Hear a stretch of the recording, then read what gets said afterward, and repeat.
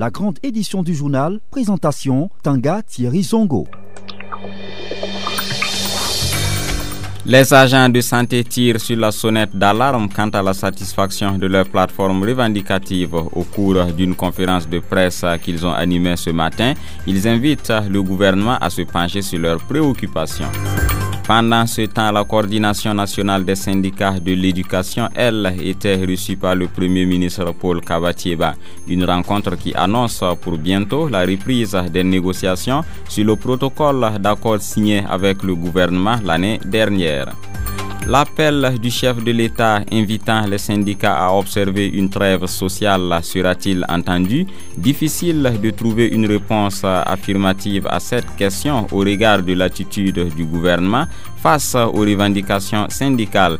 Une situation qui convainc Radio Liberté que les conditions sont plutôt réunies pour maintenir les travailleurs sur le terrain de la lutte.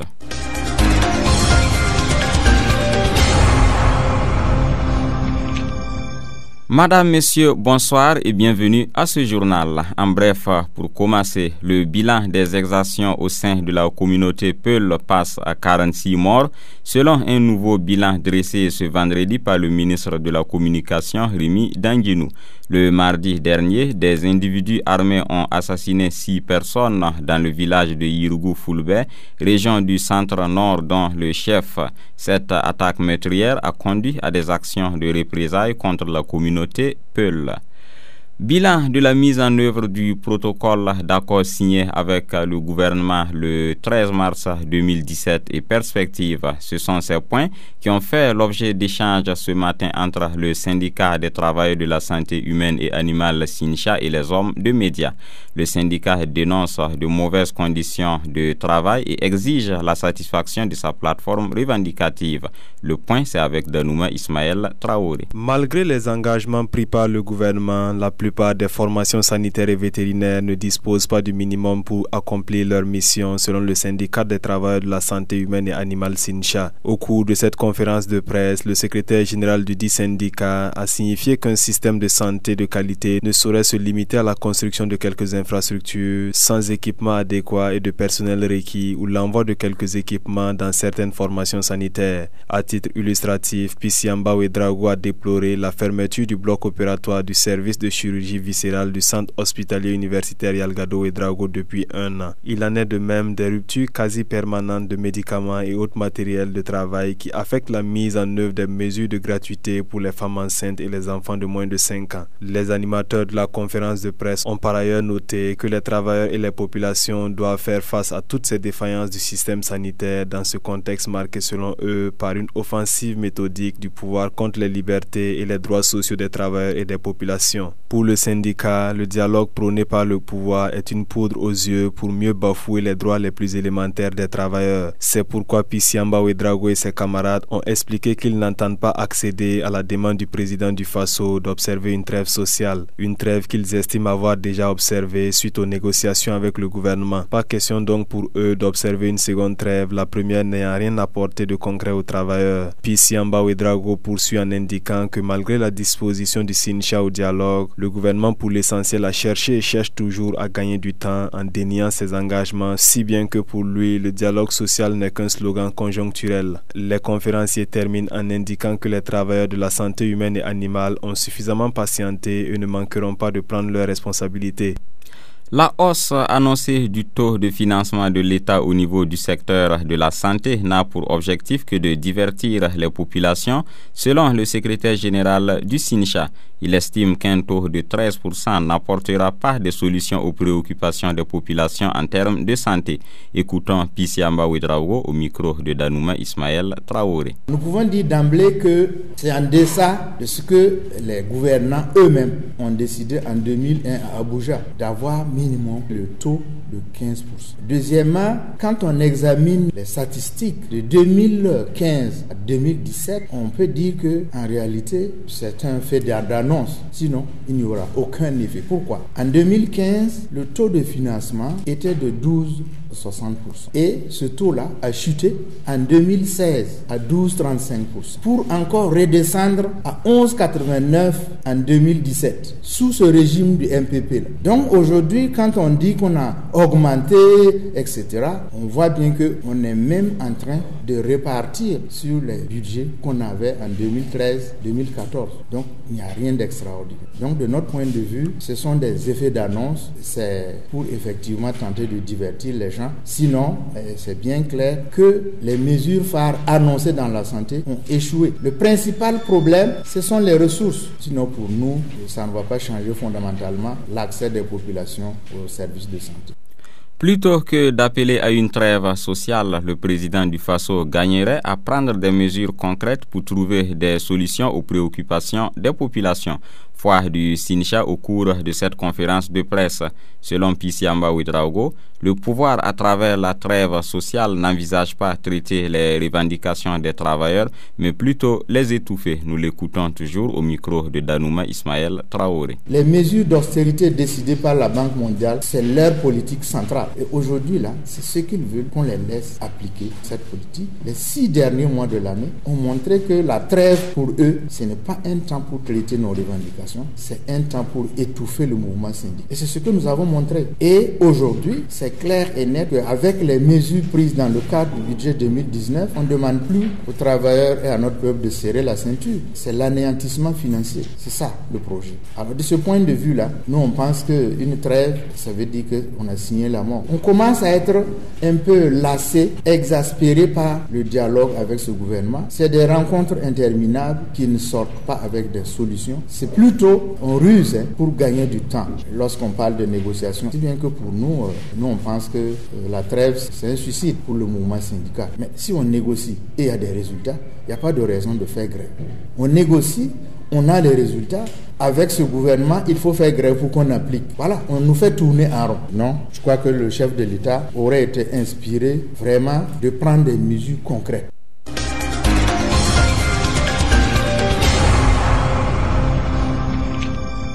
Suite de ce journal, en prélude à la session annuelle du cadre permanent de concertation gouvernement-organisation syndicale de travailleurs qui doit se tenir ce mois-ci, le Premier ministre Paul Kabatieba a reçu l'unité d'action syndicale ce matin pour leur soumettre à l'appréciation les réponses que le gouvernement entend apporter au point de leur cahier de doléances de l'année 2017.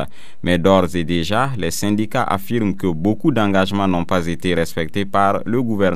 Nous écoutons le président du mois de l'unité d'action syndicale, Paul Kaboré. Il est au micro de Idrissa Koumbem.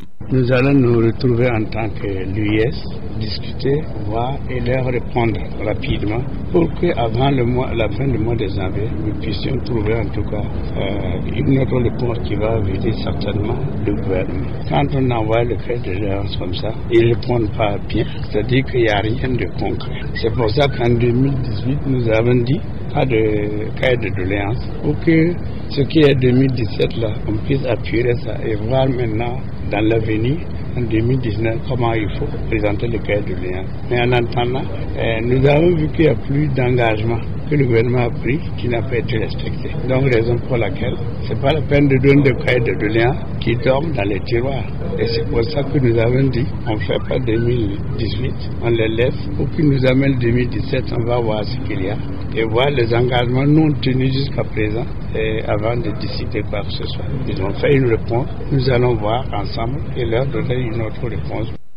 Le dialogue sera renoué entre la coordination nationale des syndicats de l'éducation et le gouvernement. C'est ce qui ressort de la rencontre entre les deux parties ce matin. Tous ont annoncé que les discussions reprendront dans le cadre de la mise en œuvre du protocole d'accord signé en janvier 2018. Toutefois, la coordination note que les mesures de suspension des évaluations qu'elle avait prises le mois dernier restent toujours en vigueur. Idrissa Koumbem. Le climat tendu entre la coordination nationale des syndicats de l'éducation et leur ministère de tutelle est-il en voie d'apaisement? En tout cas, après 2 heures d'horloge à la primature, les deux parties ont convenu de reprendre les discussions afin de parvenir à la mise en œuvre du protocole d'accord signé en janvier 2018. Une démarche que la partie syndicale salue à sa juste valeur. Bonaventure Belem, coordonnateur de la CNSE. Nous nous sommes rencontrés pour échanger, pour relancer le dialogue que vous avez constaté rompu depuis un certain temps. Et nous sommes parvenus à cette conclusion et c'est déjà très important. Dans cette même logique de négociation, le ministre de l'Éducation nationale et de l'alphabétisation a rassuré que dès la semaine prochaine, des négociations seront relancées sur le principal point d'achoppement qui est l'adoption d'un statut valorisant pour le personnel de l'éducation. Stanislas Ouaro. Pour la semaine prochaine, c'est la reprise des négociations sur la rédaction et l'adoption d'un statut valorisant. Mais à côté de cela, la mise en œuvre du protocole va continuer de se faire. Mais en attendant de voir ce qui ressortira de ces négociations, la CNSE a laissé entendre qu'elle maintient toujours son mot d'ordre de boycott des évaluations. Ces mots d'ordre sont toujours en cours parce que nous avons souhaité que les dates de mise en œuvre atteignent un certain niveau et la qualité des débats que nous allons ouvrir à partir de la semaine prochaine pourront déterminer les nouvelles directions à prendre. Sur les 56 points du protocole d'accord signé en janvier 2018, 21 ont déjà trouvé des réponses satisfaisantes et 35 autres sont toujours en suspens selon le ministre en charge de l'éducation Stanislas Ouaro.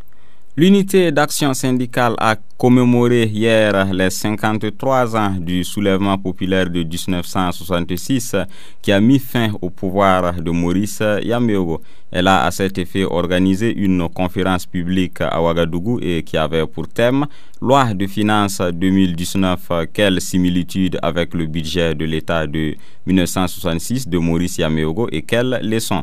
On fait le point de cette conférence avec Danouma Ismaël Traoré. Les événements du 3 janvier 1966 sont consécutifs à des mesures antipopulaires prises par le pouvoir de Maurice Yameogo selon le secrétaire général du syndicat national des agents des impôts et des domaines SNAID, ce qui lui fait dire qu'il existe des similitudes entre la loi de finances de 1966 et celle de 2019, avec notamment une remise en cause des acquis démocratiques et sociaux des populations. Nongo Grégoire Traoré. L'adoption de cette loi de finances s'inspire des mêmes méthodes, notamment par des projets qui consistent à l'augmentation des taxes d'abord, qui vont peser sur le pouvoir d'achat des travailleurs. Vous avez le retour de la taxe de développement communal. Vous avez également dans cette loi-là l'augmentation de certains impôts, c'est-à-dire que les taxes sur les thés, les taxes sur les boissons, qui touchent énormément au pouvoir d'achat des populations. Hormis la loi de finances, dans le même contexte, d'autres lois très graves encore sur lesquelles le gouvernement s'appuie, notamment la criminalisation de l'insurrection populaire, notamment par la répression des travailleurs dans la lutte. Pour le leader syndical, les mêmes causes produisant les mêmes effets, une situation similaire n'est pas à exclure. C'est pourquoi il invite le pouvoir à tirer les leçons qui s'imposent. Nous disons que les autorités doivent pouvoir tirer les leçons des événements passés. Il y a eu 66, il y a eu également 2014, il y a eu 2015, la résistance au POUF. Donc nous avons tiré les leçons en disant qu'à chaque fois que les libertés démocratiques et syndicales ont toujours été bafouées, le mouvement syndical a toujours su trouver la réponse appropriée par différentes formes d'organisation pour se faire entendre. Je pense que c'est la leçon fondamentale que nos dirigeants doivent pouvoir retenir et que ce n'est pas la répression qui peut résoudre les problèmes. Sur la trêve sociale demandée par le président du Faso lors de son discours de Nouvel An, Nongo Grégoire Traoré oppose un refus, indiquant que la trêve sociale ne se décrète pas.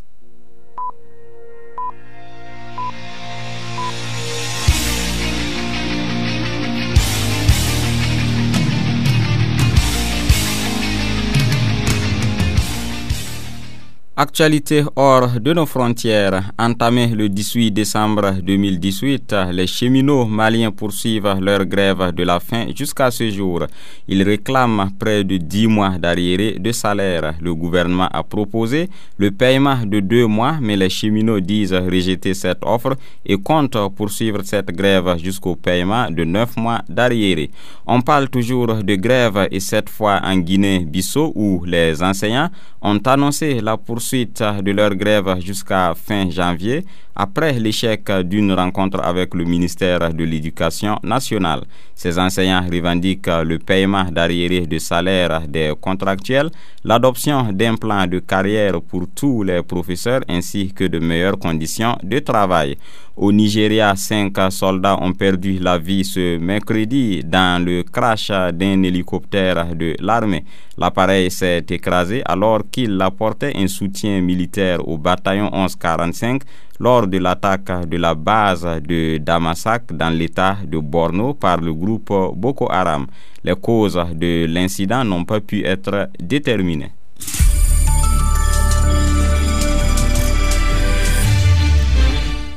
Le président Roch Kaboré a de nouveau invité les partenaires sociaux à une trêve sociale, mais sera-t-il entendu? Une question à laquelle il est difficile de répondre par l'affirmative au regard des actes que son gouvernement et lui ont posés face aux revendications syndicales. Des actes parmi lesquels on peut citer le dialogue de sourds, les manœuvres et campagnes de diabolisation contre des syndicats et le non-respect des engagements pris par le gouvernement. Pour Radio Liberté, les conditions sont plutôt réunies pour que les organisations syndicales maintiennent la lutte pour le bien-être social véritable de tous.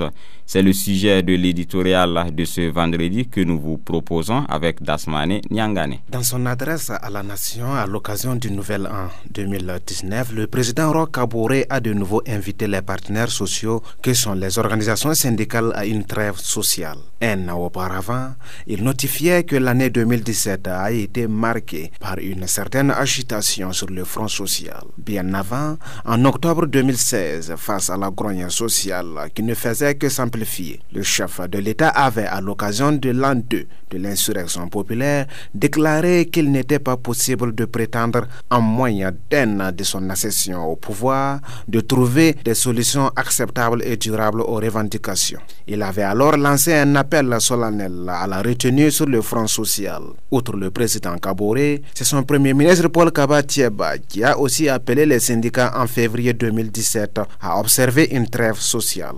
Du président au gouvernement, que valent ces appels à l'endroit du monde syndical face aux actes que posent ces mêmes autorités? On se souviendra qu'avant que ces dernières ne s'installent au pouvoir, des revendications sociales attendaient des réponses. La coalition contre la vie chère CCVC avait d'ailleurs prévenu tous les candidats à l'élection présidentielle de 2015 en ces termes, je cite, « Si les préoccupations ne sont pas satisfaites, aucun pouvoir ne bénéficiera de quelque sursis que ce soit. » Fin de citation. Malgré le fait que les autorités actuelles aient été averties, elles ont opté de rendre encore plus difficile la situation à travers des raccourcis, dialogue de sourds, manœuvres et campagnes de diabolisation contre les syndicats, intimidation et répression systématique des travailleurs en lutte, remise en cause des acquis, le tout couronné par le non-respect des engagements pris. En 2008, par le fait des affirmations faites ou des actions posées par les autorités, le climat social s'est davantage détérioré. Tenu d'une conférence dite de mise à plat du système de rémunération des agents publics de l'État. Sit-in des travailleurs déclarés illégaux. Déclaration faisant croire que plus de 50% du budget de l'État est destiné au salaire des fonctionnaires. Pire, ces derniers, s'ils n'ont pas été assimilés aux terroristes par les gouvernants, ils sont vus comme des manipulés. Comme cela n'avait pas suffi, en dépit du renchérissement du coût de la vie, les autorités décident de l'augmentation subite du prix des hydrocarbures et passent au recouvrement forcé à la source de la taxe de résidence en toute illégalité. Pendant ce temps, c'est au vu et au su de tous que des membres du gouvernement sont rémunérés en violation du décret numéro 891 de 2008 en vigueur réglementant leurs revenus. Et pourtant, dans son discours d'investiture, le président Kaboré déclarait ceci, je cite, « L'incivisme, la remise en cause de l'autorité de l'État et d'une manière générale le non-respect de la loi par les citoyens et les personnes morales doivent cesser immédiatement. » Fin de citation. Somme toute, le président et son gouvernement savent depuis belle lurette que l'appel à une trêve sociale ne peut avoir d'écho favorable dans un contexte de renchérissement continu du coût de la vie. Le pouvoir a visiblement poussé le bouchon un peu loin, d'office. La lutte s'impose aux organisations syndicales soucieuses du bien-être social véritable des travailleurs en particulier et des Burkinabés en général. Elles n'auront autre choix, à condition que les tenants du pouvoir reconsidèrent nombre de leurs décisions prises. Nous sommes à la fin de ce journal. Merci de votre aimable attention. Tiona Sanogo était à la réalisation. Toute l'équipe de Radio Liberté se joint à moi pour vous souhaiter un excellent début de week-end.